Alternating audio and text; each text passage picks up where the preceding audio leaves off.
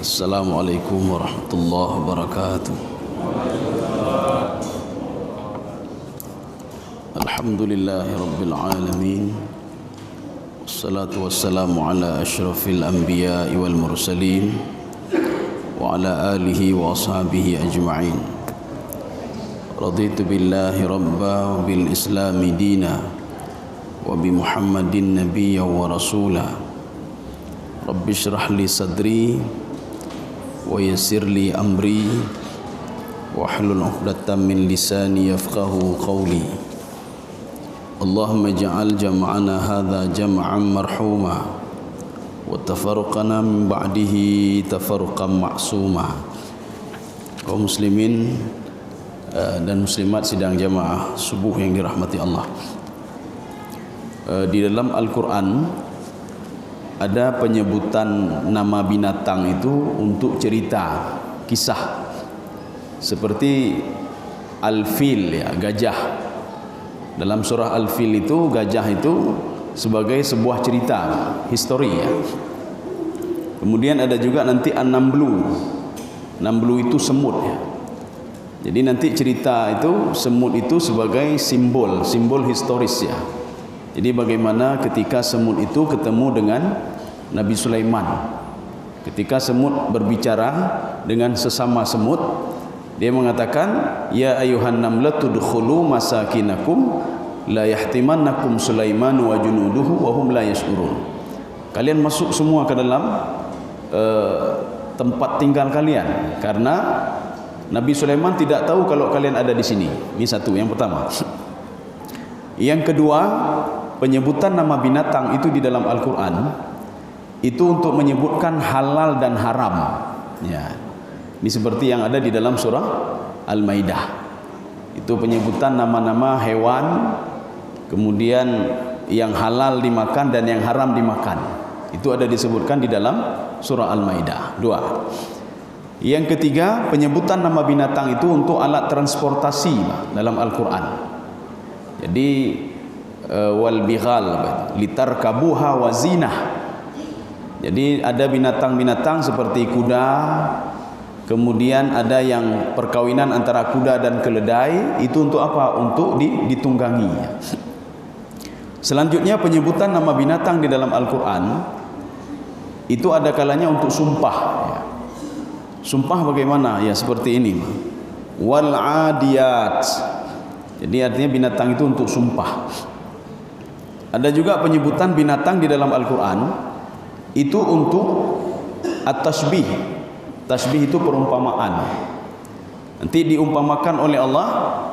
Ada ulama-ulama, dia punya ilmu, tapi dia itu bisa menjual jati dirinya dengan dunia. Ya, ulama itu namanya seperti apa? Kamathalil kalbi, seperti seekor anjing. Ini dalam Al-Quran. Jadi artinya diumpamakan ulama-ulama buruk akai, ulama yang akhlaknya jelek, ulama-ulama yang mencintai dunia.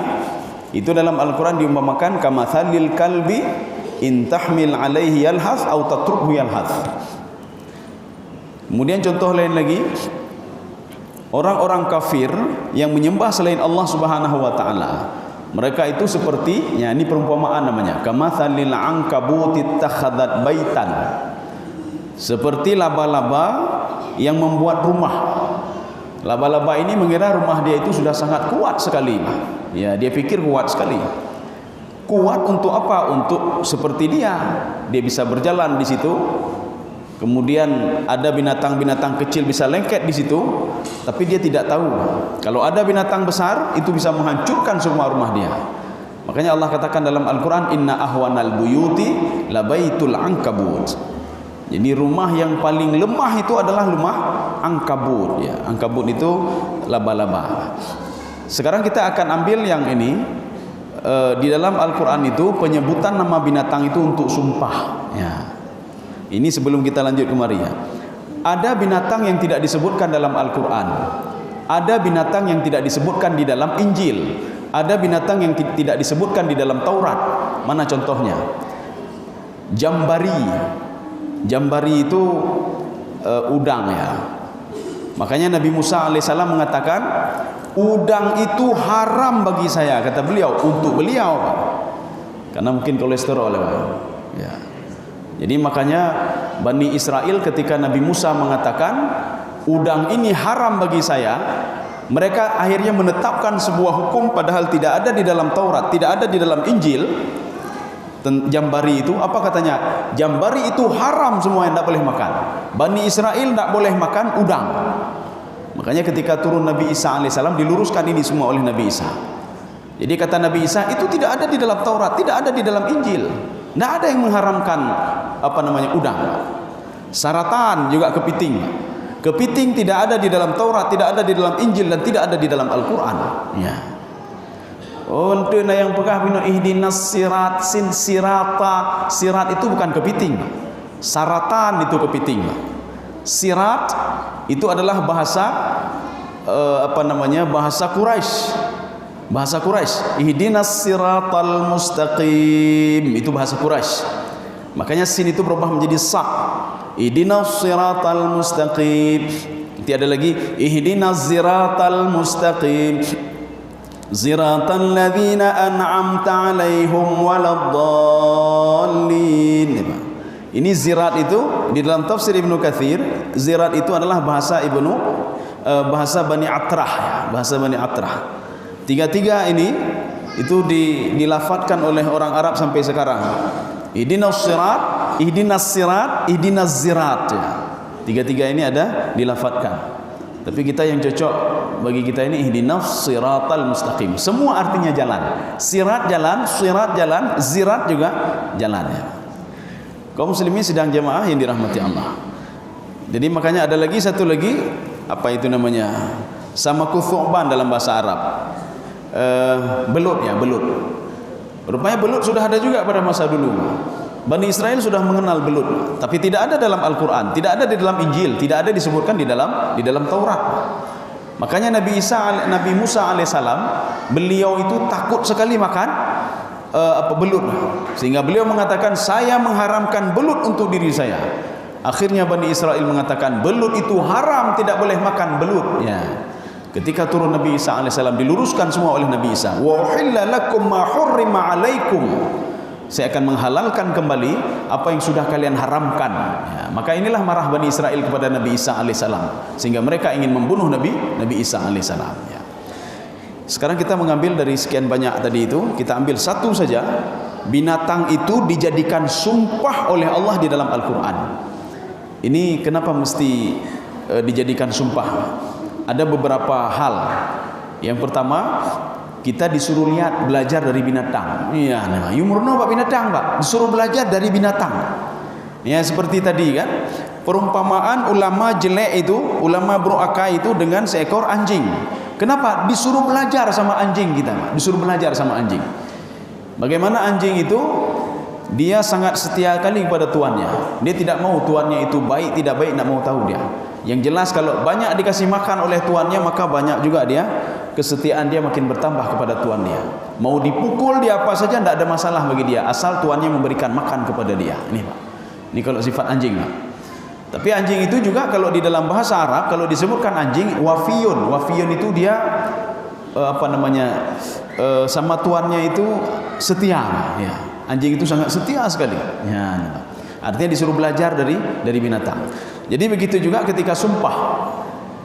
Jadi surah ini namanya surah Al-Adiyat. Adiyat itu berasal dari kata adiyah. Adiyah itu apa artinya? Berlari sangat kencang sekali ya, berlari sangat kencang. Ini binatang apa yang berlari sangat kencang ini pak ya. Jadi makanya ayat ini ada yang mengatakan Makkiyah, ada yang mengatakan Madaniyah. Nanti akan kita lihat apa makna adiyat sebenarnya. A'udzubillahi minasyaitonirrajim. Bismillahirrahmanirrahim. Wal 'adiyati dhabha. Waw ini adalah waw sumpah, waw qasam. Dari mana kita tahu ini waw sumpah? Karena setelah waw barisnya ke bawah, wal 'adiyati. Kalau barisnya dhammah, wal 'adiyatu, itu waw itu adalah waw ibtida. Ya. Ini bedanya. Jadi makanya kita ketahui kalau ini adalah waw sumpah, waw qasam, setelah waw barisnya ke bawah, wal 'adiyati, semua ti ini pak. fal mughirati, ya, fal mughirati subha. Ini artinya sumpah semua. Wal adiyat ini bentuk banyak jamak. Kalau satu wal adiyah, wal adiyati, tapi karena banyak wal adiyat barisnya ke bawah. Ali bin Abi Thalib mengatakan apa? Adiyat itu adalah onta, kata beliau. Karena onta itu larinya kencang, ya. Dibantah oleh Ibnu Abbas. Kata Ibnu Abbas, bukan onta, itu adalah kuda. Ibnu Abbas masih kecil waktu itu. Ini adalah kuda, kata Ibnu Abbas. Jadi makanya Ibnu Abbas walaupun kecil itu hana puyak lawan masalah tafsir. Tafsir Ibnu Abbas itu luar biasa beliau. Kenapa? Karena beliau itu yang pertama memang didoakan oleh Rasulullah sallallahu alaihi wasallam. Jadi Rasulullah mendoakan beliau. Ini doa dari Rasulullah untuk seorang anak kecil. Ibnu Abbas itu keponakan Rasulullah sallallahu alaihi wasallam, anaknya Abbas pamannya. Makanya keponakan sepupu ya, bukan keponakan, ini sepupu. Sepupu Nabi Muhammad yang selalu ikut bersama Nabi Muhammad itu Ali bin Abi Thalib dan Ibnu Abbas. Nama dia adalah Abdullah bin Abbas. Didoakan oleh Rasulullah SAW, Allahumma faqihu fid din wa 'allimhu ta'wil wal hikmah wat tafsir. Ini doa Rasulullah untuk Ibnu Abbas. Ya Allah, ajarkan agama kepada anak kecil ini ya Allah. Ajarkan takwil kepada anak kecil ini ya Allah. Ajarkan hikmah kepada anak kecil ini ya Allah. Hikmah itu hadis. Dan ajarkan Al-Quran kepada anak kecil ini ya Allah. Akhirnya kan hebat sekali Pak tafsir Ibnu Abbas itu. Jadi tafsir Ibnu Abbas, memang Ibnu Abbas tidak mengarang tafsir, ya. Ibnu Abbas, yang tafsir Ibnu Abbas sekarang itu bukan karangan beliau, itu dikarang oleh orang lain yang mengarangnya. Makanya Ibnu Abbas cuma keluar saja kata-kata dari mulut dia, orang yang mendengar dia mencatat, ya. Tafsir dari Ibnu Abbas. Imam Asy'arawi begitu juga. Jadi beliau tidak nulis sendiri tafsir, yang nulis tafsir adalah anak beliau. Jadi makanya setiap tafsir Imam Asy'arawi, almarhum Imam Asy'arawi, ketika beliau membacakan ini ayat-ayat Al-Quran dan menafsirkannya, ada yang catat, ada yang merekam. Ketika beliau meninggal dunia, itu catatan dan rekaman itu dikumpulkan dan dibuat menjadi sebuah tafsir. Tafsir Ibnu Abbas tidak tebal, cuma segini Pak. Tidak ada jilid lagi Pak tafsir Ibnu Abbas. Cuma nggak tahu saya entah sudah ada terjemahan atau belum. Itu adalah ayat-ayat pilihan yang dideteksi oleh penulis Pak, dideteksi oleh pengarang. Mungkin ada beberapa ayat yang tidak dideteksi oleh beliau Pak. Ya. Karena Ibnu Abbas itu tidak menulis tafsir, ketika mau meninggal dia tulis tafsir, tidak ada. Maka Ibnu Abbas mengatakan wal adiyat ini adalah demi kuda. Akhirnya ribut antara Abu Bakar As-Siddiq dengan Ibnu Abbas. Kata Abu Bakar, kamu tahu apa kamu? Ini wal adiyat itu adalah demi onta. Karena transportasi Arab ini adalah onta, tidak ada kuda. Mana ada kuda kita? Kuda kan cuma dua ketika perang Badar. Ini kata Abu Bakar As-Siddiq. Punya Mursyid, satu lagi punya Miqdad. Cuma dua. Allah itu bersumpah dengan binatang yang sudah lazim sama kita. Kuda itu tidak lazim. Hana lazim kuda. Artinya kuda belum ada lagi pada waktu itu, enggak begitu banyak. Ini sama seperti al-fil ya, gajah. Gajah tidak ada di Arab. Begini di Arab. Gajah tidak ada di Arab. Jadi makanya yang fil itu pasukan gajah itu ketika gajah datang ingin menyerang Ka'bah, itu bukan gajah dari Arab tapi gajah dari Afrika. Ya. Gajah dari Afrika yang dibawa ke Arab oleh Raja Abraha. Beliau yang membawa atas izin daripada Raja Najasyi yang ada di Ethiopia. Ethiopia itu di Afrika, bukan Asia. Makanya kenapa orang Arab itu ketika melihat gajah mereka takutnya luar biasa, nggak pernah lihat gajah. Hantar kali gajah. Contoh kita ini, onta kan tidak ada di sini Pak. Yang ada paling-paling onta di kebun binatang. Nyampi tabuh-tabuh na onta Pak. Nyampi onta kata kita kini. Kalau seandainya ada datang onta ramai, iya pegat parade onta ni Pak. Wah kerja ke dia Pak. Oh ma onta lagi. Dari mana onta ini? Paling-paling di kebun binatang 1 2 ini Pak. 2 boh na, lepoh na Pak. Lain apa? Karena apa? Onta itu bukan dari ini, bukan dari dari padang pasir onta itu. Ini begitu juga gajah.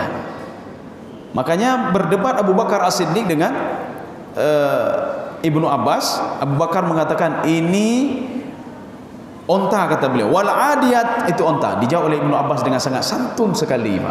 Apa kata Ibnu Abbas? Ini adalah kuda. Mana buktinya? Dabha itu adalah salah satu sifat kuda yang tidak dimiliki oleh onta. Ya, Pak. Dabha itu dimiliki oleh 3 binatang, Pak. Kuda, anjing, satu lagi serigala. Wal adiyat, kata Allah, saya bersumpah demi kuda, kata Allah Subhanahu wa taala. Apanya bersumpah? Kenapa? Dabha, suara kuda yang keluar tidak sampai keluar suaranya di dada, Pak. Suara di dada, Pak. Jadi ketika dia lari kencang, suaranya begitu. Jadi di dada, tidak dikeluarkan suaranya. Itu binatang itu cuma ada 3, Pak. Anjing kalau dia sudah lelah sekali, ketika habis berlari, itu suaranya dikeluarkan itu dari dadanya, Pak. Jadi tidak dikeluarkan dari mulut, dari dada, disimpan di dadanya, Pak. Serigala begitu juga. Kemudian kuda juga begitu, Pak. 3 binatang ini, sifat 3 binatang tidak dimiliki oleh binatang yang lain. Makanya Ibnu Abbas bersikeras kalau yang dimaksudkan dengan wal adiyati dabha itu adalah onta. Kalau anjing enggak mungkin, Pak. Enggak mungkin. Allah itu artinya tidak bersumpah dengan binatang-binatang najis, Pak. Kemudian apalagi serigala itu kan pemangsa, Pak. Jadi makanya Allah itu bersumpah dengan kuda. Karena kehebatan kuda, atau ada yang tersembunyi di belakang kuda, atau ada sesuatu ibrah, pelajaran yang kita ambil dari kuda. Ya. Ini sebenarnya kita disuruh ambil pelajaran juga dari kuda ini, Pak. Artinya apa? Kuda itu tidak pernah mengeluh dia. Kuda tidak pernah mengeluh. Anjing tidak pernah mengeluh dia. Serigala tidak pernah mengeluh. Inilah namanya dabha, disembunyikan di dalam dada dia, Pak. Ketika dia lelah. Kalau sudah capek, oh mahedah lego. Oh, kita keluarkan ke mulut, Pak. Kuda tidak pernah dia keluarkan, dia simpan terus di sini, Pak. Dia simpan, Pak. Apapun keadaannya, diajak oleh tuannya, sekarang kita berangkat lagi, ja'alam, Pak. Sekarang kita pergi lagi, ja'alam, Pak. Ini kuda, Pak. Berbeda dengan himar. Himar itu keledai. Nyen menyu keledai. Ini pun tak apa pekatun keledai ini, Pak. Keledai itu kalau sudah marah dia, tidak mau mundur, tidak mau trek lagi, tidak mau mundur dan tidak mau maju lagi, Pak. Hidung, Pak. Dan mengeluarkan suara yang sangat memekakkan telinga, Pak. Makanya dikatakan di Al-Quran itu la sautul hamir, ya. Inna angkaral aswati la sautul hamir. Suara paling mungkar itu, paling jelek itu suara keledai, Pak. Jadi kalau ingin tahu suara keledai, kan ada pintu. Kalau kita ingin buka pintu, itulah suara keledai, Pak. Jadi suaranya makin melengking lagi, sangat kuat sekali. Kami ketika sedang duduk-duduk, kamu duduk bunga-bunga JI nah. Tiba-tiba dengar itu betul ya kamu duduk JI, Pak. Itu kuat kali suaranya, Pak. Akhirnya kami datangi, ini ada apa ini? Oh, keledainya menyuka bengeh, kata tuannya, Pak. Kalau dia sudah marah, dia nak mau jalan lagi, nak mau trek lagi, berdiri saja dia, Pak. Kita pukul apapun lakukan, tak mau lagi dia, Pak. Kenapa? Dia sudah mengeluh itu, Pak. Artinya dia sudah lelah sekali dia. Dikeluarkan suaranya, tapi kuda tidak, disimpannya terus. Diajak lagi oleh Tuhan, kita pergi lagi. Oh, ja'lam gede, anjing juga demikian. Anjing ketika diajak berburu, tidak pernah dia mengeluh. Mengeluh tidak pernah. Keluhannya selalu disimpan di dalam dadanya. Ya, artinya kita disuruh belajar dari anjing, disuruh belajar dari kuda. Kuda tidak pernah mengeluh. Yang bantu yang tarawih 8 rakaat udah, hanli thang tinggal belum 20 rakaat kan hedah. Puasa begitu juga, ban puasa 2 orang thang hanli thang hanli thang. Ketika disuruh bayar zakat begitu juga habis penglun thang hanli thang, Pak. Makanya Allah menyuruh belajarlah dari 3 binatang ini. Dabha, dia menyimpan semuanya itu di dalam dadanya, Pak. Ini sebenarnya sumpah itu begini, Pak. Kita jangan melihat di sumpahnya, tidak. Nanti ada pesan di belakang sumpah itu. Kenapa sumpah itu diulang berapa kali? Karena ada pesan yang dipungkiri oleh manusia, maka diulang-ulang berapa kali. Ya, seperti dalam surah At-Tin, ya.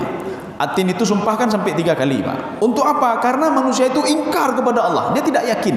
Tidak yakin kepada apa? Ayat setelah sumpah itu, Pak. Ya. Innal insana wattini wazzaituni watturi sinina wa hadzal baladil amin laqad khalaqnal insana fi ahsani taqwim. Manusia memungkiri kalau dia itu diciptakan sebaik-baik bentuk. Dia selalu mengatakan, saya tidak ada rezeki hari ini, tidak ada nikmat hari ini, tidak ada ini, tidak ada itu. Selalu protes kepada Allah Subhanahu wa taala.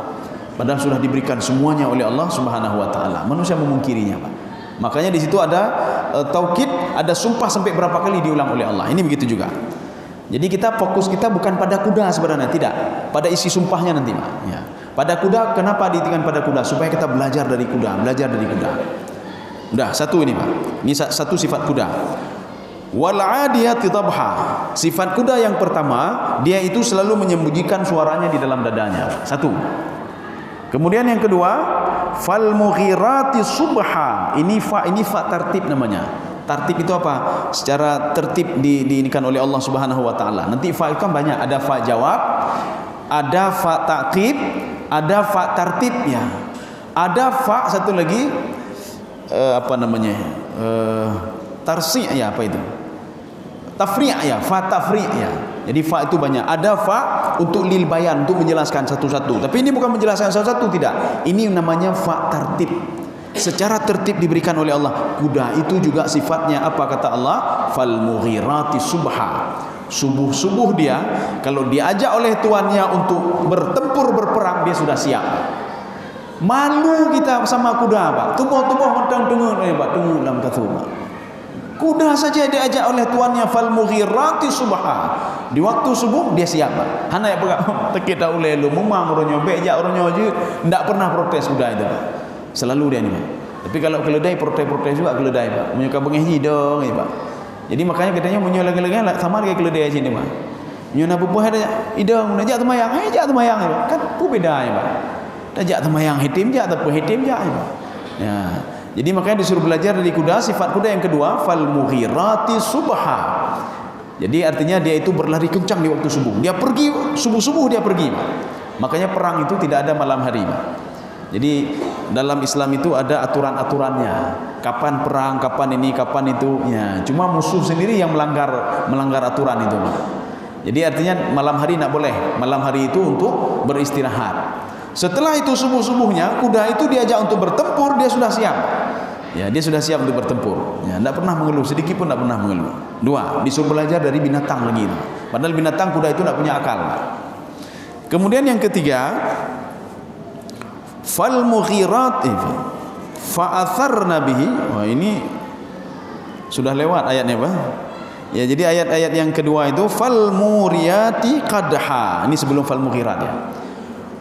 Fal muriyati qadha, kuda itu ketika dia berlari mengeluarkan api dari kakinya. Ini maksudnya apa? Ini sebuah makna kinayah. Artinya begini, dia dengan lari dengan sangat kencang sekali tanpa berpikir apa-apa lagi. Artinya sudah siap apapun resikonya. Ujin-ujin pijak temayang ya nih Pak. Ujin-ujin jak temayang. Oh kalau ada begini pergi juga dia. Oh kalau ada ini bagaimana tetap juga Pak. Ini fal muriyati qadha. Jadi saking seriusnya dia itu akhirnya mengeluarkan api dari telapak kakinya. Fal mughirati subha. Ini sudah kita terangkan tadi Pak. Ini sudah berarti sudah 3 sifat kuda. Sifat yang keempat, fa'atharna bihi naq'a. Jadi atharna bihi naq'a, athara itu, athar itu artinya bekas. Setiap apa yang dia injak itu berbekas semua. Artinya apa? Saking kuatnya dia menginjak itu Pak. Jadi artinya azam dia itu sudah luar biasa kuda itu. Kalau ingin bertempur benar-benar bertempur. Jadi kan lagi katanya bedah tengah malam dah bedah pukul 2 malam. Tahajud bebek, bek mentanglah. Lama. Tengah binalam, alah besok saja saya tahajud. Alah besok saja saya baca Quran. Baca bebek. Artinya apa? Hati kita nak teguh. Ini maknanya keteguhan hati dia. Kuda itu keteguhan hati dia saking dia berniat untuk berperang itu. Bekas kaki dia itu ada di padang pasir itu Pak. Fa'atharna bihi naq'a. Sehingga debu-debu itu berterbangan semuanya. Jadi begitu juga kita harus seperti kuda juga Pak, sehingga ditakuti oleh iblis Pak. Iblis kenapa takut kepada manusia? Ya, ada satu hal yang ditakuti oleh iblis dari manusia. Kalau lain tidak takut dia Pak. Jadi makanya iblis sudah bersumpah di depan Allah, dan Allah juga mengatakan kepada iblis Pak. Apa kata iblis? Ya, sekarang iblis dulu. Iblis mengatakan akan saya goda semua hambamu illa ibadaka minhumul mukhlasin, kecuali hambamu yang ikhlas beribadah karena engkau ya Allah. Allah juga mengatakan di dalam Al-Quran, kamu tidak sanggup menggoda hambaku, kamu sanggup bisa menggoda hambaku kecuali hambaku yang ikhlas beribadah kepadaku. Bagaimana ikhlas itu? Ikhlas itu nak mikir-mikir lagi dia. Kalau sudah sumpah sudah dia sumbang. Hana tinggal dia. Nyobi dah tumbang tinggal 2 tahun tinggal dia. Dah tumbang masjid 7 juta dah tumbang. Ya, tumbang 7 juta. Tuku ingat nyan mestinya nak faham lu di sini. Aduh mentu 7 juta. 2 tahun akan datang teringat lagi dia, Pak, teringat lagi dia. Makanya ketika ingin melakukan sesuatu, dia antara ragu-ragu dan tidak, Pak. Nyanyi urusan ikhlas ibadah, Pak. Dia ragu-ragu dan tidak. Ketika azan subuh, azan duhur, asar dan lain sebagainya, dia gini ya. Artinya dia tidak ragu-ragu. Belum jak pombe, nyujud bagaimana caranya. Ya. Jadi makanya syaitan itu takut, makanya seperti yang dilakukan oleh Umar bin Khattab radhiyallahu anhu. Umar bin Khattab setiap ada apa azan atau apa saja langsung dia pergi, Pak. Sehingga iblis tidak bisa mendeteksi. Ini gawat sekali Umar ini. Tidak memberikan peluang bagi kita untuk berdialog, ya. Jadi Umar tidak ada ketika azan pergi atau enggak, ya, enggak ada. Ketika dengar azan langsung pergi. Rasulullah begitu juga, Pak. Ketika dengar azan dia langsung pergi, Pak. Tidak ada dia berikan pilihan-pilihan supaya syaitan bisa masuk, Pak. Yang seperti inilah yang ditakuti oleh iblis, Pak. Sehingga Umar bin Khattab radhiyallahu anhu, beliau ketika melewati sebuah jalan dilihat oleh iblis akan cari jalan lain, Pak. Maka iblis mengatakan jangan lewat sini, itu ada Umar. Baik lewatin. Ketika Umar lewat jalan satu lagi, dilihat lagi ada Umar situ, cari jalan lain, Pak. Saking takutnya iblis kepada Umar bin Khattab radhiyallahu anhu. Menyokatanya hana lewat dah, ya tipulan pecerok aja tipulan. Nyokatanya je pecerok apa? Tipulan. Goda laju dia. Kenapa? Pelin-pelan urung, Pak. Pelin-pelan. Ibadah baik. Makanya iblis kalau kita sudah demikian, dia tahu, Pak. Oh, berarti dia ini belum kokoh lagi dia. Makanya kalau kita berinfak, kita nak teringat lagi, Pak, infak, kita bantu orang lain, kita ini enggak teringat lagi, Pak. Inilah yang dilakukan oleh Umar bin Khattab radhiyallahu anhu. Sehingga Umar itu sangat ditakuti oleh iblis dan setan. Kaum muslimin sedang jamaah yang dirahmati Allah. Ini satu lagi sifat kuda. Fa wasatna bihi jam'a. Kuda itu dia akan masuk ke dalam musuh, di tengah-tengah musuh dia masuk. Dia obrak-abrik musuh. Ya, saking beraninya kuda itu, Pak. Nyokatanya mana, Pak? Makanya orang-orang munafik ketika perang Uhud, ya. Perang Uhud dan perang Khandaq. Perang Khandaq walaupun belum terjadi lagi, mereka sudah diobrak-abrik oleh Allah Subhanahu wa taala, tapi muncul juga munafik-munafik di situ, Pak. Orang munafik ketika melihat Abu Sufyan, Pak. Yang kabih dia, ya Abdullah bin Ubay, Pak. Wah, kabih dia, kabih ya. Ini kan sama seperti memberikan diri Ya'juj ya, Pak, untuk dibunuh oleh Abdullah bin Abu Sufyan. Makanya Abdullah bin Ubay dia minta izin, ya Rasulullah, lunna keluarga rumah lu izin yang sayang keluarga lu rumahnya. Orang munafik ini, Pak. Ya. Dia belum lagi masuk ke dalam musuh, dia sudah takut luar biasa, Pak. Maka Allah katakan belajar dari kuda, kata Allah. Kuda itu tidak takut sedikit pun. Hana meyong bacut dan ya kuda ini, Pak. Ya kita ini sekarang pesimis. Hai jak kedih demupok, hai jak kedih sakit, hai jak kedih pino. Selalu pesimis kita, Pak. Tidak pernah kita munculkan optimis ini, Pak. Tidak pernah, Pak. Kalau mati itu di mana saja kita mati, Pak. Hana meceh mupok kemodoh, Pak. Sedang ibadah pun bisa meninggal, sedang baca Al-Quran pun bisa meninggal, ya, Pak. Ini seperti sahabat-sahabat ketika perang Uhud kan begitu juga. Ketika dia melihat ada 70 orang itu dibunuh, ya 60 dari Ansar, 60 sekian dari Ansar, dan sisanya itu dari kaum Muhajirin. Sebagian mereka lari, Pak. Kalau kena kita bagaimana? Sehingga dijawab oleh Allah Subhanahu wa taala di dalam surah Ali Imran. Kalau kamu pun berada di rumahmu, ya, la barazal ladzi alai kalau kamu pun berada di rumahmu, kamu juga akan mati, kata Allah Subhanahu wa taala, walaupun tidak ikut berperang. Jadi artinya kematian itu pasti ada. Jadi hana perlaya kita berpesimis, beroptimis, Pak, optimis. Nyana menjak luar fiat lun menjak kedit rumah baik ni mupok ente ni. Yo dia, Pak, mupok baik nak mupok nak ber, baik jak ber, ijak urang lain nak mupok nak ber. Akhirnya bibi mupok. Artinya kita tidak optimis, ya, tidak optimis. Ini selalu yang negatif, selalu negatif selalu.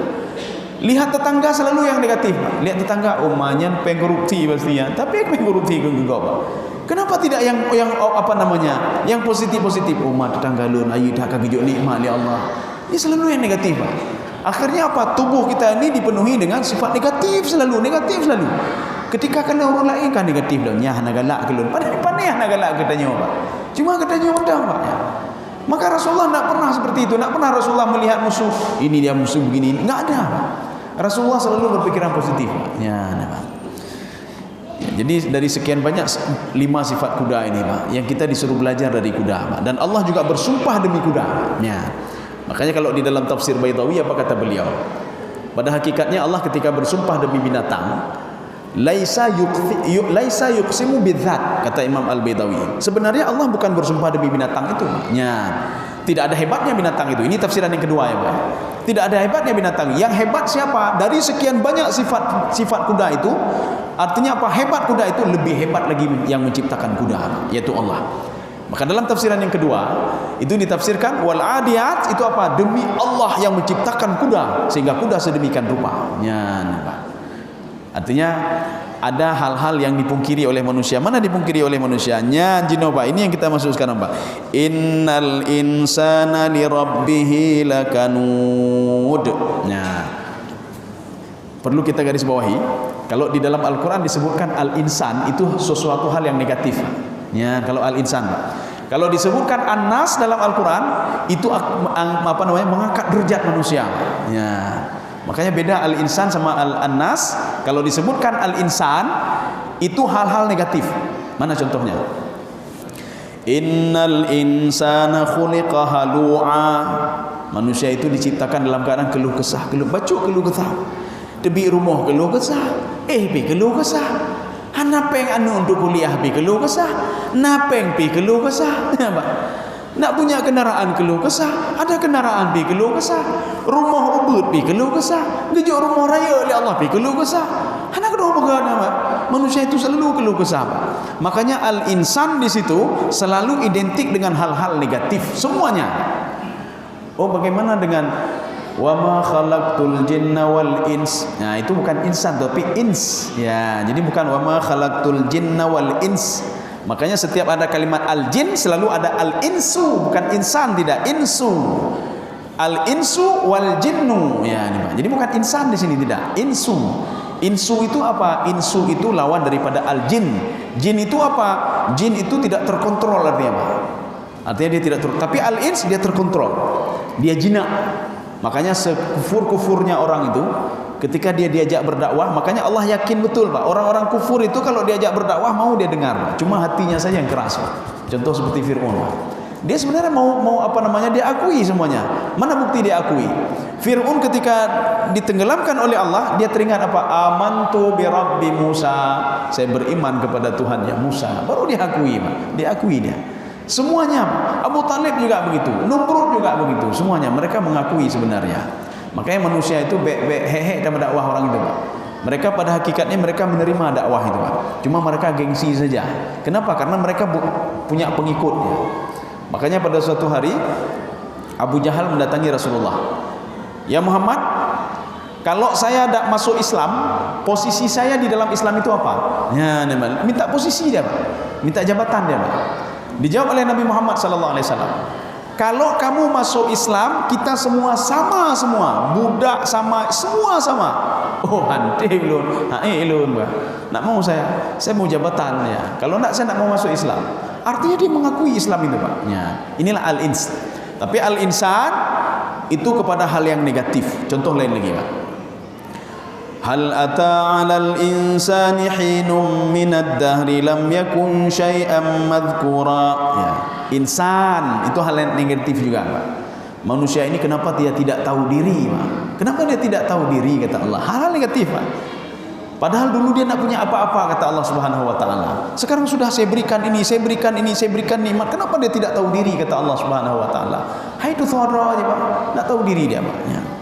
Sehingga kan harus tanya lagi sama orang lain Pak. Nanundu tholun, ya, ini bukti urung hane itu thara ya Pak. Ya tanyang lo Pak go Pak. Murung pungo itu thara Pak.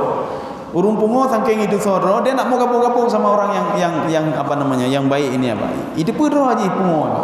Dia begitu. Tapi nama manusia aja no, yang hana pungo itu thara.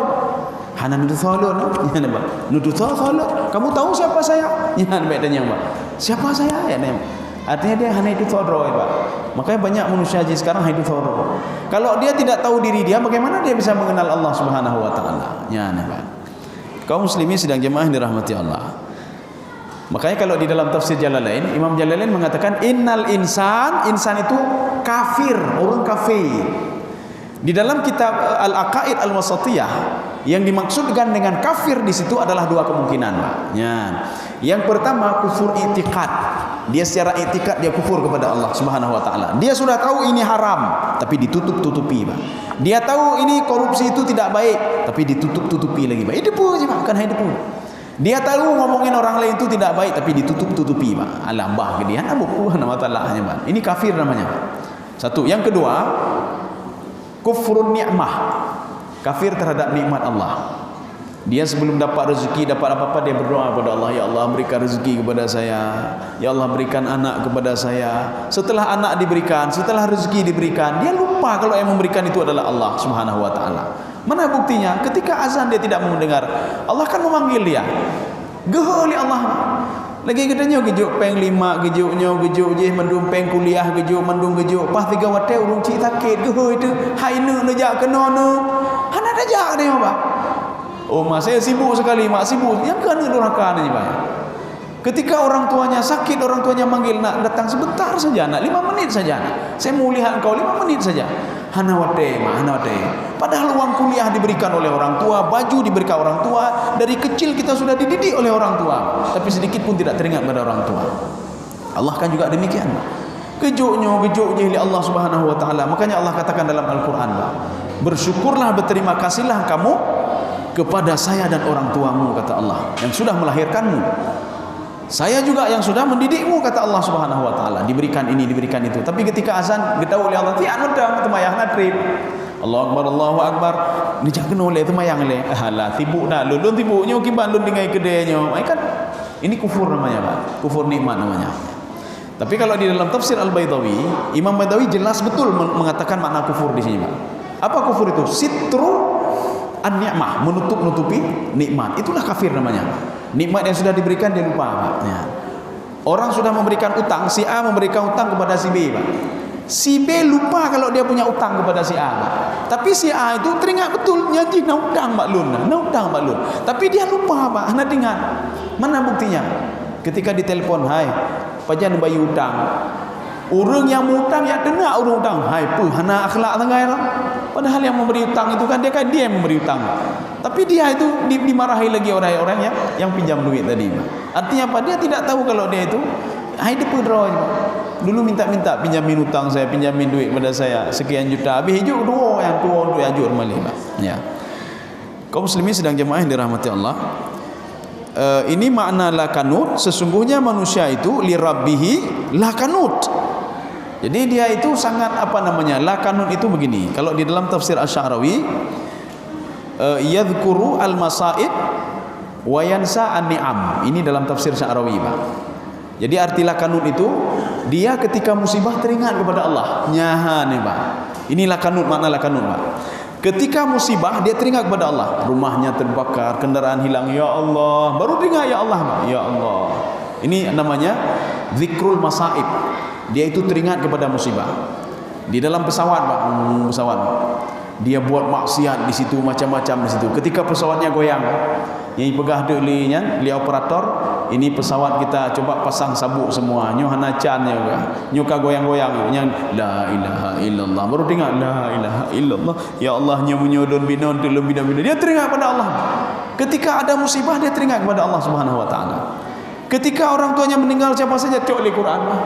Yasin yang jeung ke Yasin mak lihat je. Yasin wal Qur'anil Hakim innaka wa ta'urun doa kaji. Duk mah kaji lu laki idzinillah. Yang wa ta'urun doa ka sehat kan. Tapi ketika dia musibah dia teringat kepada Allah. Ini namanya lakanut. Tetapi ketika wayansa an-ni'am, dia lupa kepada nikmat Allah. Nikmat dia lupa, tapi musibah dia teringat. Jadi ketika itu dia berdoa, apa salah saya ya Allah. Tapi ketika diberikan nikmat, nyan kadua ya Pak. Dia lupa kepada Allah Subhanahu wa taala. Ini namanya lakanut. Artinya apa? Ini yang dipungkiri oleh manusia. Sebagian manusia mengatakan, hana lupa, saya tidak buat itu. Saya tidak buat itu, saya selalu dekat dengan Allah Subhanahu wa taala. Makanya Allah bersumpah demi kuda. Ada berapa sifat? 5 sifat kuda langsung diutarakan di dalam ayat ini. Kaum muslimin sedang jemaah yang dirahmati Allah. Ada juga yang mengatakan di dalam tafsir As-Sa'di, beliau mengatakan lakanun itu apa? Krit, manusia itu bakhil, krit, Pak. Manusia itu bakhil dan krit. Selalu perhitungan, ya, Pak. Ada je cukup aluh yang Pak, aluhnya. Maka dalam Al-Quran juga Allah menyebutkan sifat Allah itu, baik dapat sama tipu Allah dengan tipu daya, Pak. Kalau aluh katanya, ya ini kalau orang Aceh istilahnya aluh, aluh tat. Arti aluh tat tu ada 5 rupiah saja, nyoh 5 rupiah, mana 5 rupiah? 5 rupiah pakang kurung, ya Pak. 1000 pakang kurungnya orang aluh nanti, Pak. Ya. Makanya Allah di dalam Al-Quran juga menyifatkan dirinya Latif. Latif itu apa? Aluh dahat Allah. Apa maksud aluh? Bukan bakhil, bukan kerit, tidak. Jadi maksud aluh dahat, sekecil apapun yang kita lakukan dari kebaikan akan diperhitungkan oleh Allah. Sekecil apapun kejahatan yang kita lakukan akan diperhitungkan oleh Allah. Ya, nampak. Sama lagi urung bakhil, urung kerit, urung aluh, ketika dia itu rugi cuma Rp1.000, nyuh ka rugo orangnya, tapi ke rugo memiliar. Padung rugo orangku Rp1.000 nampak lom, kagak ada bank. Nyanyi urung krit ni mah. Urung krit, urung aluh. Kaum muslimin sedang jemaah yang dirahmati Allah. Kalau di dalam tafsir Ibnu Abbas, tafsir Al-Qurtubi, tafsir Jalalain, tafsir Sawi, lakanun itu apa? La kafur, dia benar-benar kufur kepada Allah Subhanahu wa taala. Jadi ada beberapa pengertian situ. Ya, ini kita lanjut satu ayat lagi kemudian kita buka dialog. Berarti pagi ini sampai ayat ke-7 ya. Wa innahu ala dzalika la syahid. Ini hu ini sesungguhnya dia itu ada dua makna, Pak. Dia orang yang kufur tadi. Wa innahu ala dzalika la syahid. Orang yang kufur tadi dia tahu kalau dia kufur. Ya, dia tahu diri dia kalau dia kufur. Orang kritnya dia pernah je krit, dia pernah krit. Ya, kan parah habinan, Pak. Dia pernah je krit. Qarun tahu dia kalau dia itu krit, dia tahu. Mana bukti dia tahu? Ketika akhirnya dia mau Nabi Musa sudah murka, dia berdoa kepada Allah, hai Musa, ni berdoa dema ba Allah baik ni jo azab keluan ba, sebab saya tidak mengeluarkan zakat. Tahu dia. Numrud juga tahu. Sa'labah juga tahu, bukan tidak tahu, Pak. Sa'labah tahu. Kaum muslimin sedang jemaah yang dirahmati Allah. Ini kalau kita kembali kepada wa innahu, sesungguhnya dia yang buat tadi, Pak. Yang kedua, pemahaman yang kedua, wa innahu ala dzalika la syahid, sesungguhnya Allah mengetahui apa yang dia lakukan. Dia tidak salat terserah, baik temayang jadi. Nak bayar zakat terserah, kamu bayar zakat terserah. Allah tahu, Pak. Ya, Allah tahu. Makanya kita jangan salah paham ini ya. Kan ada ayat Al-Qur'an itu, wa idza sa'alaka ibadi anni fa inni qarib. Kalau kita bertanya, nyo Allah pernah ke kalian lun, Allah apa pantau saya? Dijawab oleh Allah, wahai manusia, ya. Wa idza sa'alaka ibadi anni fa inni qarib. Wahai Muhammad, kalau ada yang bertanya kepadamu, katakan saya itu sangat dekat sekali. Dekat itu bagaimana, Pak? Dekat itu di dalam tafsir itu kasratul ittila'. Allah itu banyak memantau kita. Sebagaimana malaikat maut itu memantau kita. Dalam sehari itu ada sebagian riwayat mengatakan 5 kali, Pak, malaikat maut. Malaikat pencabut nyawa kita itu dalam sehari itu ada yang mengatakan 5 kali. Ada yang mengatakan lebih dari 5 kali dia melihat kita. Ya kalau muka kita nyo titi orang. Oh, kajut. Ikalan lah. Oh, nyo sipulannya. Akan saya cabut nyawa dia 20 tahun lagi nanti. Tinggal baliklah, Pak, 5 kali. Siura 5 go. Makanya malaikat maut itu mengatakan, saya lebih mengenal yang saya cabut nyawa dibandingkan dia mengenal diri dia sendiri, kata malaikat ini. Saya cukup kenal sama dia. Cukup itu riba. Makanya ketika si fulan mau meninggal dunia, Allah mengatakan cabut nyawa si fulan. Saya kenal betul sama dia, kata malaikat. Saya kenal betul. Setiap hari 5 kali saya mengunjungi dia. Bahkan dia itu tidak mengenal diri dia sendiri. Katanya takalan kaca jarum je, Pak. Takalan kaca jarum kalian, Pak. 3 go ada kalian, Pak. Ketika ini ke kaca ada apa? Oh, maka Tuhan lah go. Oh, bika putih. Jamun muda-muda kalau mau kawinnya karena cucok. Karena cucok kan Tuhan tak nyopi kamu krok-krok yang dah. Baru dah turidro ni, Pak. Dulu hana dah turidro. Malaikat maut lebih mengenal, demikian pula Allah Subhanahu wa taala. Dalam sehari itu 2 kali, Pak. Jadi Allah menanyakan tentang keberadaan kita kepada malaikat. Ini barusan di waktu subuh juga Allah bertanya kepada malaikat, kaifa taraktum ibadi, bagaimana kamu tinggalkan posisi terakhir hambaku, bagaimana? Dijawab oleh malaikat, baik-baik saja dia ya Allah. Dia salat subuh berjamaah, dia buat ini, dia buat itu, dia ambil wudu. Posisi terakhir ketika saya mau naik ke atas, dia sedang ambil wudu, dia sedang buat ini, sedang baca Al-Quran. Ya. Nanti waktu asar ditanya lagi oleh Allah, Pak. Ketika malaikat ini naik membawa catatannya, tidak ditanya oleh Allah, dia ada salat tahajud hari ini, dia ada salat duha hari ini, tidak. Dia ada bersedekah hari ini, tidak. Pertanyaan Allah cuma satu, Pak. Kaifa taraktum ibadi? Wahai 2 malaikat, bagaimana kondisi terakhir hambaku? Dijawab oleh malaikat, Umar sakit je ya Allah, sakit. Umar tengok ya Allah, tengok bunuh sedang azan asar, tengok anak-anak tadi yang jamaah, tengok ni. Tubuh binaji dengar je Pak. Maka jangan sampai laporan kita kepada Allah itu dengar yang negatif selalu. Kaum muslimin sedang jamaah yang dirahmati Allah. Ini makna la syahid. Saya rasa cukup sekian ya. Mungkin ada yang perlu kita dialogkan, kami persilakan. Jadi besok ya. Ini jadwalnya besok lagi ya. Singoh. Oh lusa ya. Oh lusa ya. Ya, jadi mungkin ada yang perlu kita dialogkan, kami persilakan.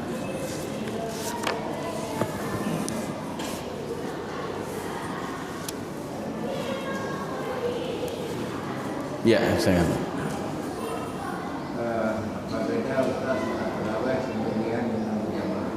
ya. Berbeda sembahyang tarawih fidro menjamaah. Sama seperti kita tanya apa beda salat qiyamul lail ya. Qiyamul lail sendiri dengan berjamaah. Jawaban yang pertama apa? Kalau kita salat tarawih sendiri, motivasinya tidak ada. Sama lagi kita nonton bola fidro. Nonton bola tidur yang dengar Pak. Tak mudah dengan malam tidur nonton bola dengar Pak. Tapi menyata nonton bola rame-rame, nyana karu ide peh meja. Tanya semangat nonton bola Pak. Makanya ketika nonton bola, nyan rame-rame nonton bola. Makanya salat tarawih kenapa diajak rame-rame? Makanya Rasulullah SAW kenapa juga ada di rumah ya.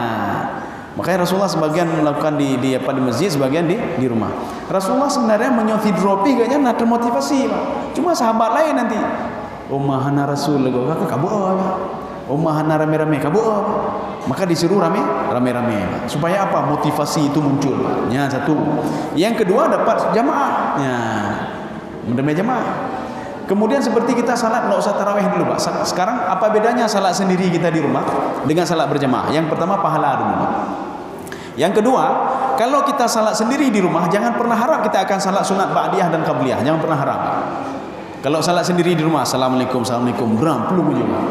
Tapi kalau salat di masjid, salat berjamaah, sambilan tunggu jamaah, Allah, salat qabliyah dulu Pak, Allahu Akbar. Tidak ada di rumah salat sendiri, lur qabliyah Allah hana tu yatim.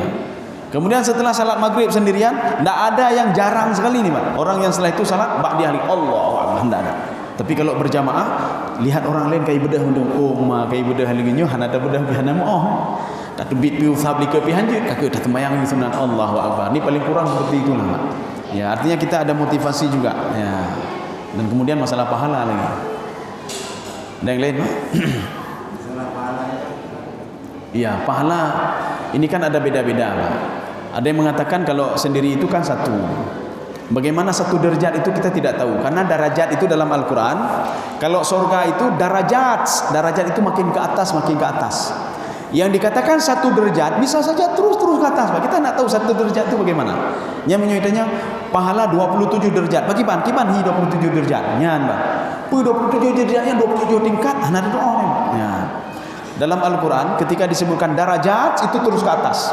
Tapi ketika disebutkan neraka darakat. Kalau surga darajat. Kalau neraka darakat. Kalau itu darajat ya. Jadi artinya kalau secara banding-banding ininya hitung-hitungannya 1:27. Walaupun dalam hadis lain lagi nanti bukan 27 tapi lebih daripada 27 salat berjamaah. Nah, kalau salat tarawih mungkin karena di bulan Ramadan lebih daripada itu lagi Pak, lebih lagi ya. Dibandingkan kalau kita salat sendiri. Yang pertama motivasi tidak ada. Coba aji tembayan tarawih di rumah Pak. 8 rakaat. Rakaat ke-10 dah kabur. Umma sang hanli thang untuk mentang tampung tiada ke pajuh boleh. Untuk 12 kabur alam. Umma per rakaat tu kita baca alim kakilah. Ya, tapi kalau salat berjamaah kita motivasi kita ada. Sama-sama ada juga. Ya, sama-sama. Ya.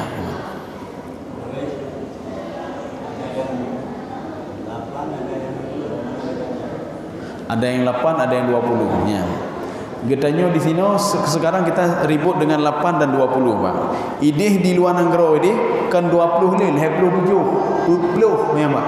Mereka sudah lebih dari itu. Kami ketika salat jadi di sebuah masjid itu pertama salat 8 Pak.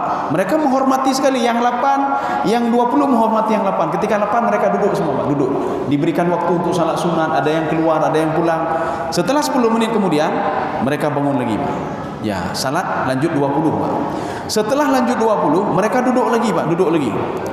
Kemudian setelah duduk itu ada yang pulang, ada yang tetap juga. 1 jam kemudian lanjut lagi. Stiurol leheju tiurol. Gedenya jangankan leheju tabu hayang dah kamu tak ki mak baca habis ya Pak. Makanya kita sekarang jangan kita ributkan lagi lah antara 8-20 Pak. Karena begini, sebenarnya intinya itu kita adalah salat fardu dulu Pak. Ya, salat fardu. Nyo naci urang Pak kan, karu ngan 8-20 sembahyang fardu hana kita sembahyang kan. Fardu lah kebagi-bagi sembahyang besok mai kau geplung. Tapi ketika 8-20 ka karu yang ni 8-20-nya. Ya, jadi kita tidak usah bahas itu masalah 8-20. Artinya kalau 8 ya kagak sembahyang je 8. Dia punya yang pegang nasah keknya ke urusan Allah dia. Yang jelas kita salat tu 8. Oh 20, salat 20. Saya tidak menyalahkan yang 8 dan 20. Yang jelas kai sembahyang mana kaji. Lagi urut masalah kunut.